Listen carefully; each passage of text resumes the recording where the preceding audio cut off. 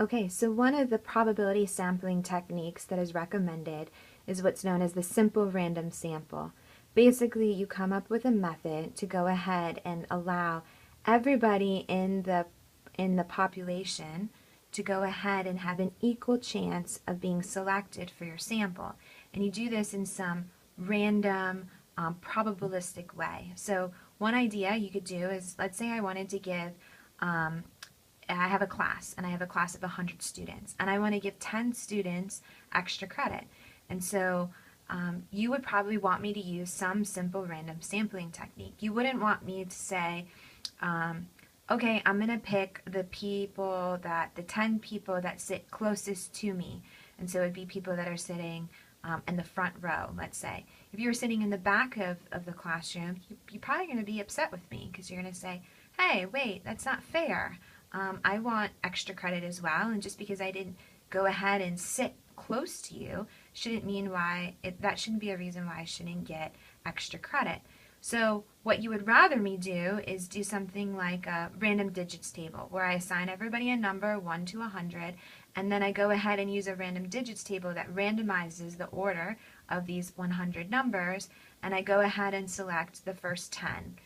So I go ahead and I go through, and this random digits table tells me 47 should be a student who goes ahead and should get extra credit.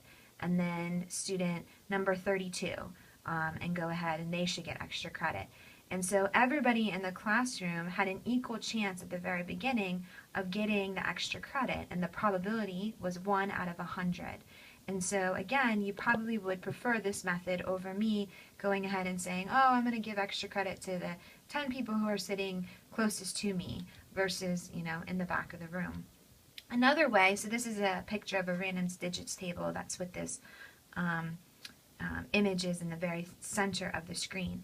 But another way we can go ahead and draw a simple random sample is through something like flipping a coin. So heads, they get into the sample. Tails, they don't. And so you just flip a coin for each individual. And if it's heads, they're in your sample. And if it's tails, they're not. You could put everyone's name in a hat. Stir up the hat, shake it around to go ahead and jumble the order. And then you go ahead and select 10 names from the hat. So I could have done that for extra credit, for example. Or you could roll a die and you could say, oh, okay, so if it's an odd number, they're in my sample. If it's an even number, they're not in my sample. So this is called a probability sampling technique.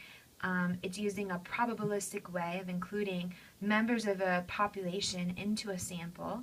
And what you're doing is you're removing any bias that might exist.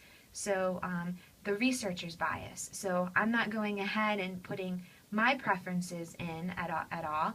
I'm letting some random chance, some probabilistic force go ahead and select individuals to be a part of my sample.